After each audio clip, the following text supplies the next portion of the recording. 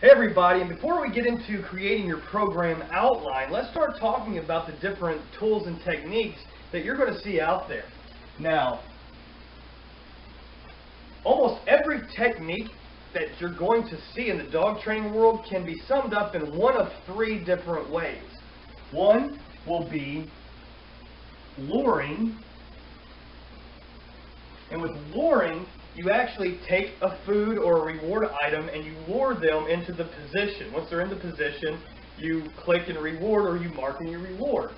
So this is actually using the dog, its motivation with food or something positive. That's why they call it positive reinforcement, and you put it in there. Now, the second one is called shaping.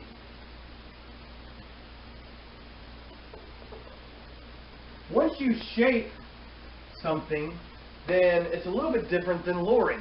So shaping can be done two ways. That's through approximation. So say you want the dog to down. Well, it bows.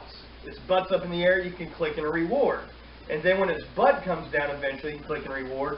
Or you can also shape the behavior if the dog does it freely. So what I like to do when I'm just hanging out in the house with a new dog, if I see them sitting, I'll say, good sit, and I'll pet them. Good sit. They have no idea what the word sit is. But later, they'll understand whenever I say sit, they'll go, oh, that's what you want me to do. They do it already, so that's cool. The other way is through force. A lot of people will call this aversive training. They'll say on and off training. When it comes down to it, it's force training. You're forcing the dog to do the behavior. So all the techniques that's out there in dog training can pretty much be summed up in these three things. You are luring the dog with a positive reinforcement into doing what you want it to do. You are shaping it through intermittent exercises, or if they're giving it freely, or you force the dog to do it. Luring, like I said, would be taking the treat, luring it into a sit. Shaping, of course, would be letting the dog sit on its own and then put it on command, or do it intermittently when it starts squatting and stuff like that. And then force is when you physically force the dog into a sit. Now, all of these techniques can go in your toolbox, okay? This is my terrible toolbox. Once you have your toolbox, they can stay in there. It's good to know what every technique is, but not need it, than need it and not know it. But whenever you have all these techniques, you need to develop a tool belt. Once you have your tool belt, you'll have your pouches, you'll have your hammers and everything. Now, whenever you have your tool belt, those are the tools that you're going to use the most often. Now, carpenters, they'll have hammers, they'll have drills, they'll have screwdrivers, things of that nature. But they might not have an angular saw or something special for one certain part of the job. They'll keep that in their toolbox. So they'll go on, they'll hammer the nails, they'll screw in with the screw gun, they'll do whatever, but then they'll hit an obstacle. They'll say, I can fix this with my other tool. They'll go and get that other tool and fix it, or whatever they need to do. So with this in mind, you have to understand it's good to have all this knowledge locked away in your toolbox, but only use the stuff that you use the most often in the tool belt.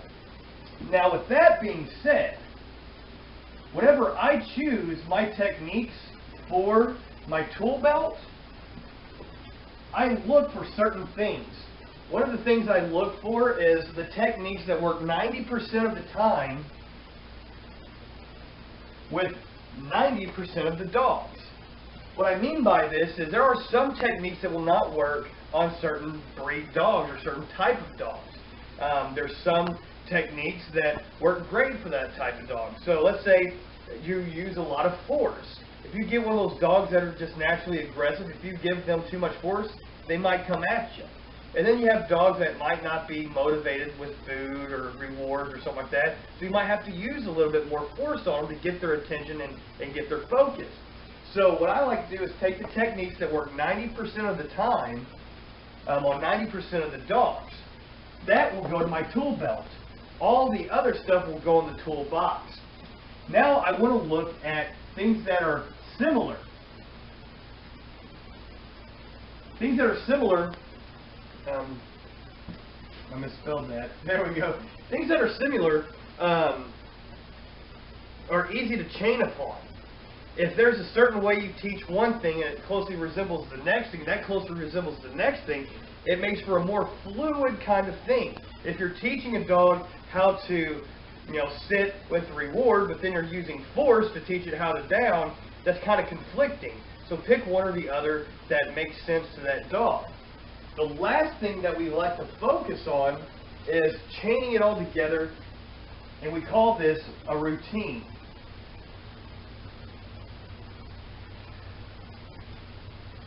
Once we have a solid tool belt with techniques that work that are very similar, then we can start pairing these together and doing routines. How I like to do this is by teaching opposites. I'll just do 4 here and just add this on. So whenever I do opposites, like I'll talk about in the next video a little bit, whenever you teach one behavior, you want to teach the opposite behavior.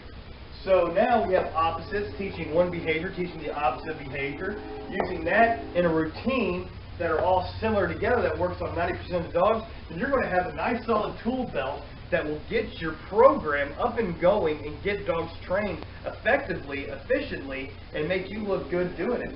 So with this in mind, let's go ahead and do an outline of which programs will work best.